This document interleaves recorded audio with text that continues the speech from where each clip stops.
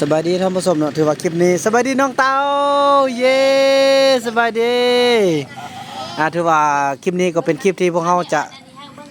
เกี่ยมเดินทางไปนครหลวงวิจันทร์แต่เป็นมื้ออื่นเนาะเพราะมื้อนี้หัน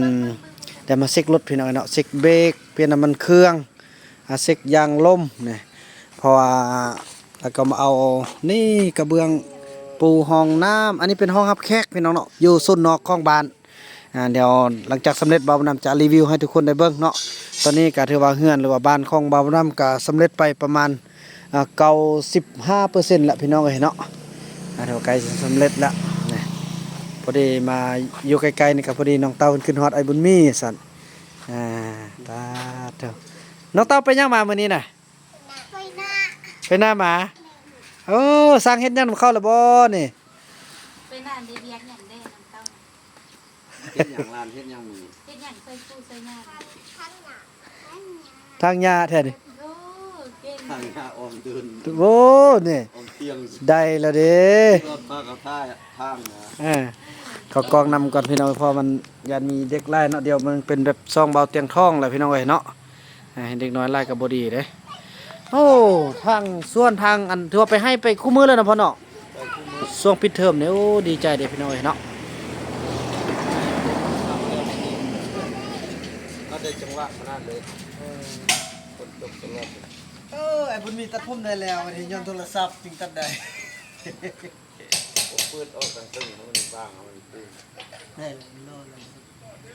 ขึ้นฮอดอันนั้นนึงขึ้นฮอดไอ้บุญมีนึงขึ้นฮอดไหน จิมาได้3คนที่สำเรื่องมาบ่ได้อัดซีมาเลย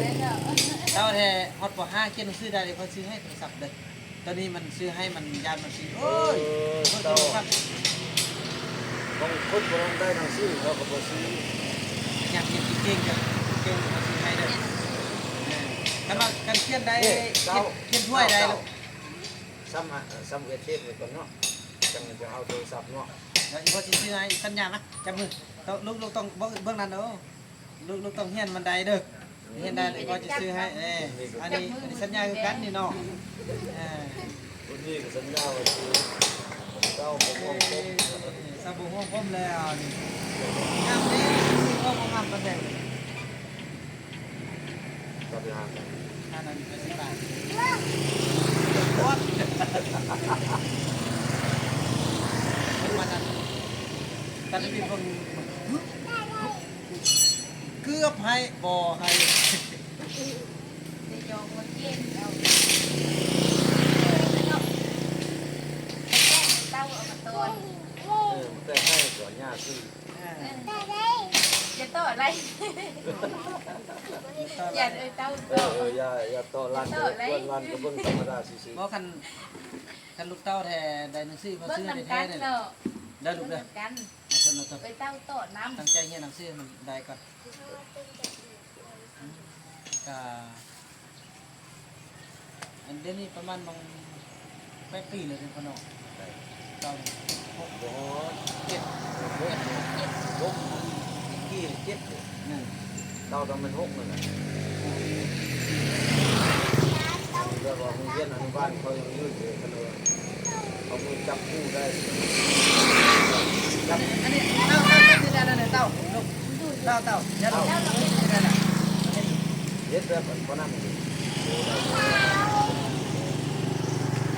อันนี้เต้าติดเต้าอันนี้แกงขายอันนี้เต้าเนี่ยเนี่ยเอ้ยเต้านะเนี่ยเอ้ยเต้าเอ้ยเต้า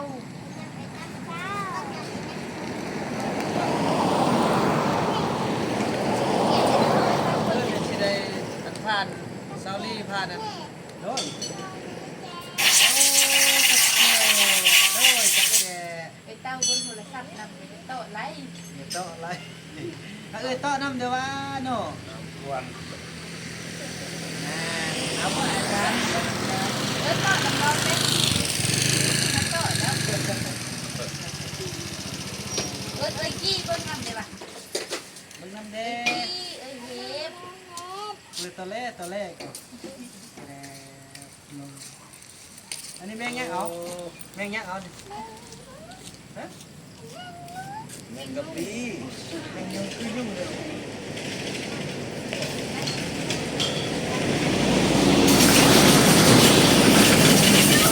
โอ้รถลุกรถลุก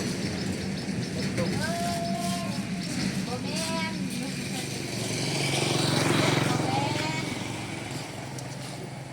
โอ้มีก็ได้นี่ต้องได้จะขับยานลืมขับยาน เอาแตงโม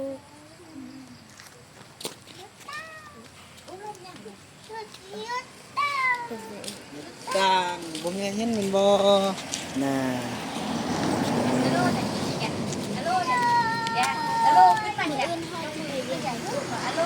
มื้อนะก็บ่แน่ใจว่าสิไปกลับหรือไปนะคือสินาทีเฮามาแต่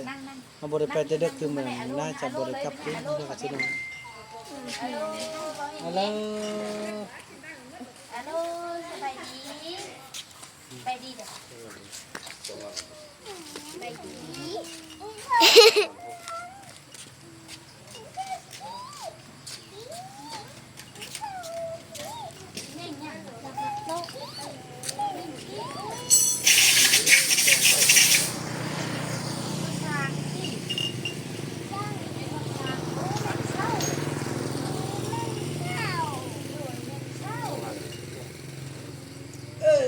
บ่เห็นมักเงินอยู่ตรงนี้ดิ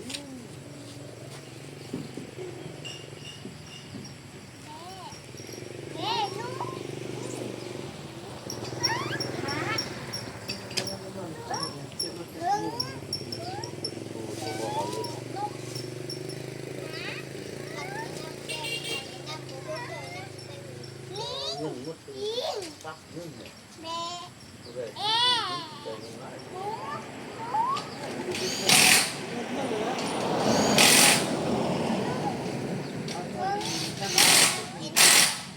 รวมนี่สิมันทุกบ่อย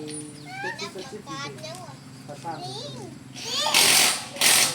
เรื่องปลูกผู้นี้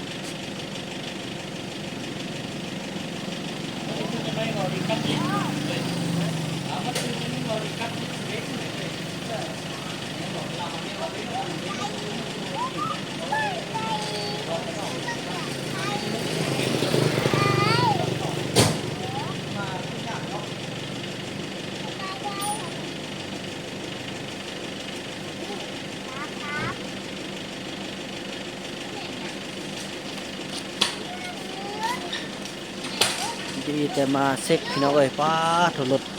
บ่จักดิสเบรกบ่จักหยัง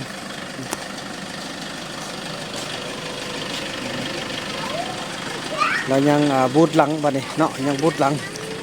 สแปงบูทหลังเติมซ่องเดินทางตลอดพี่น้องเอ้ยเนาะก็ถือว่าอาทิตย์หนึงเนาะในยังบูทอันนั้นกับพันเนาะเปลี่ยนหันแล้วก็แม่นน้ำมันเครื่องเปลี่ยนแล้วเนาะน้ำมันเครื่องแท้เรียบร้อยให้พ่อเพิ่นเอาไปใส่จักตัดไม้เนาะเปลี่ยนเรียบร้อยไข่แดนบ่ไข่กับแกะ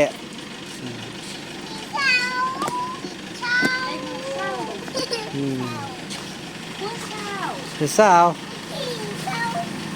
ยันได้มือเช่า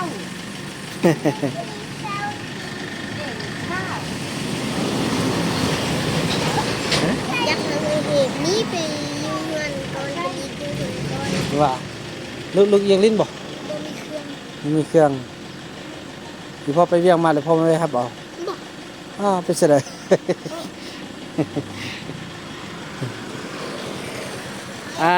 เที่ยววัน มาเที่ยวเอา น่ะ มาเที่ยวเอา มาเที่ยวอันนี้บางวันก็จะพาหาเอือนมาเอาที่วันนั้นพี่น้องเนาะถือว่าคลิปนี้พาเป็นอย่างกันนี้ก็จะขออนุญาตจบคลิปกับเพียงสำนีก่อนแล้วก็ว่ากันใหม่ในคลิปต่อไปเด้อคลิปนี้บ่าวนำขอคำว่าสบายดีเห็นตัวเองตลอดบ่เห็นน่ะ นั้นพี่น้องเนาะบ๊ายบาย